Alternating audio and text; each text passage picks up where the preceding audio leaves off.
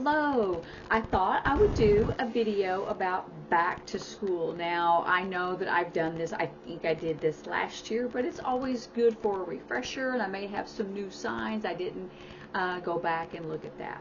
So the first one is back to school. So when you say back to school, you're going to spell it, and it's kind of it's become a sign, but you are spelling B-A-C-K, but it's going to be directional. So normally if I say, oh, come back here, and I want to say specifically back, it'd be B-A-C-K, toward me. But we're going to go back to school, and since I'm not homeschooling, we're going to go there. We're going to go to school. So I'm going to do back to school. I'm going to spell it going outward, B-A-C-K. Back to school time. And notice I didn't do to, because that's very English grammar. So you would say back to school time.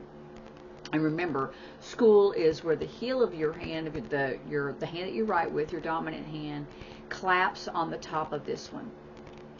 Remember, we did this one for praise, and this one is school. So back to school time. And so the first one is school supplies, right? So school supplies. And so it's like you have something in your hand, like you're holding a piece of paper per se. And you do it like thing. Well, this is things. You can do things like that, but I do things. So I'm holding a piece of paper and I'm doing like this. So this is supplies. You could even do an E for equipment, or you do resources, R for resources. It is just a sign for some things, but I'm holding it, so it's school supplies. And a lot of schools, or many of the schools now, are wanting the kids to use clear backpacks. Now, when I'm saying in English, I'm saying clear backpacks, and it's like you've got the straps and you're putting it on your shoulders. But what they really mean is they want it see-through, right? So that's clear. But see, notice that when we do the sign for clear in ASL, it's a concept. So I want to know if it's clear. Do you understand? Is it clear? Do you understand? So that is it can be kind of messy. You could do clear, but this is what I would do. I would do see-through bags. If the clear doesn't really get it, if someone's going clear, well, what does that mean? Is it clear? Yeah, I know they need a backpack. That's clear to me, right? I understand that. That's clear. But see-through. So you could do clear or see.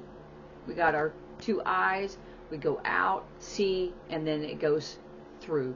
Your hand, your dominant hand, is in a B hand shape, and it goes through your hand, right? The two middle fingers, right? It goes right through it. See-through backpacks. Also, in some areas, they have a no cell phone policy. So however you do cell phone, you could do phone, or if they do an iPhone, it doesn't really matter. This is the sign for cell phone because it's usually smaller than a regular telephone, but some people still use this, and there's nothing wrong with it. So you could say cell phone is illegal, right? Cell phone illegal, and it actually is. There is a law. I know that in the state of Texas, it is a law, a statute, that there's no cell phones in public schools. And you still do public, like hearing, and public schools. Or you could do K through 12 schools. Cell phone policy. No cell phone policy. Or now it's not a policy. I had a principal emphasize the fact that it's not a policy. It's a law, because it's not the school or the school district. It is a law throughout the state. Throughout the state. General state. Throughout the state. All the land. So cell phone use during school, illegal. Illegal. Kids can have the cell phone in their backpack. It can't be in their pocket.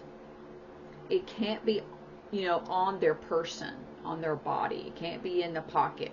It has to be in in the backpack. Their cell phone must be in the backpack or left at home. Left at home. If I don't know if there's some schools that have lockers still, but if they have a locker, then it can stay inside the locker. But they can't be using it during their break, like in between classes, and they're walking down the hall. They can't use it to take a picture or to text or even to call anyone. They can't use it during lunch or during recess, and that was another word that I wanted to make sure that we emphasize is recess. Now, there might be other people to use recess, but to make that concept clear, it's playtime, outside playtime, or indoor playtime, outside playtime, right? So I made a list this time because sometimes I always forget. Okay, so now we have our books. So this is the sign for book, where you just have your hands together and you open it. That's a book. So remember, when it's plural, we do it more than once. Books. Books. Do you have your books? You can do it twice. Do you want to do it 3 times? It doesn't matter. It's more than one time. Is a plural. Classroom. Now, we've done this for groups. So class, and then we do our box for room. Classroom. Desk. Where's your desk? Your desk where? You have your name on it, taped on it. When the kids in kindergarten all the way through maybe 3rd or 4th grade, I don't know what grade they stopped at, but they'll have like their name on their desk. Crayons. So you could do different ones. Crayons is like, this is a pencil or a pen. A pencil, you kind of lick it. Way back in the old days, you would lick your pencil. You're holding it with your closed X hand shape, and you would write. So that's pencil. So then a pen or a crayon, an M for marker. So you would write marker, a pencil, a pen. All of those are kind of the same. A pencil, reading. So if they're reading, so it's you need to read, or that form, you need to fill it out. Remember, it's a B hand shape, open B hand shape, and you just fill it out. Or then if you want to read it, so anything that's a paper or a book, you need to read that chapter, that paragraph, that chapter. If you're going to talk about that, like in literature, I would do paragraph, because it's a grouping of words, and then a chapter, the whole thing. Some people will do chapter, but if you're talking about chapter and paragraph, chapter. And it can vary. And different areas will have signs, they'll have different accents, depends on how old the person is, where they learned it, that kind of thing. But most of these are fairly clear because you can make that clarification. Scissors, simple. You have a V hand shape and you cut, right? Very, very simple. Glue. It is a G hand shape, but not necessarily for the word glue, but it could be. Help you remember. It's mostly like because you're squeezing it out. But glue. And you're just spreading it on your paper, because I know younger children, elementary, use glue. But, older kids do too, if they're making a poster or whatever. So let's see, what else is, and spelling. This is finger spelling, but if you're spelling, it doesn't matter. That's the sign for spelling. Science. Math, M's. Math. Reading, writing, right? Those are our basic kind of, a lot of these are from elementary, but it's kind of basic ones that you can get.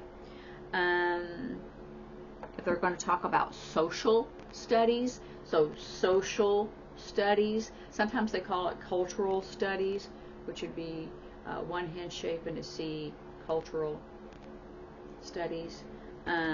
And of course, we've done student, where you have this piece of paper and you're taking that information and then putting it into your brain, and then you're a learner, a student. This is our person. So a teacher has the information in her head and she pulls it out and she gives it to other people, and then teach person. So let me see what else that might be. So then a semester, period. You know, we have time period, but is your class period? And someone did this for a P. It was a deaf teacher, and he did period.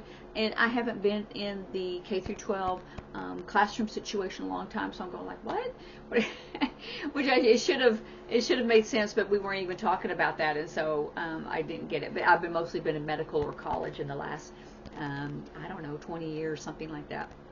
So anyway, but so period, like your class period, like seventh period, first period. So we do first, second, third, fourth, fifth, sixth, and seventh. Extracurricular activities. You could say, you could do various things, because you could do after school, so the sign for after school activities or activities. I see this a lot. Or sometimes it's not after school, sometimes it's during school or before school, right?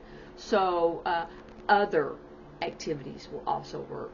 So other school activities, if they're involved in UIL, if they're involved in band or theater.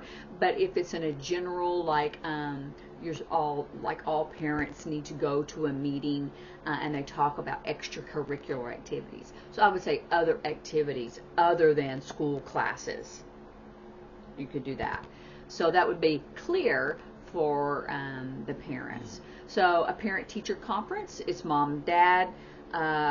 Teacher conference, so I would do mom and dad, and then teacher, had that slight movement, and then meeting. PTA, have an ARD meeting, ARD, that's what it is. It's admission, retention, and dismissal. That's what it means. IEP, IEP, IEP. So you just spell some of those meetings. So anyway, if you can think of different like school words or maybe used, oh, here's one, curriculum, like a calendar, but we're going to do CM. Programs, the same thing with the P goes over as a program. We're going to be using this program. Software, computer, laptop, computer science.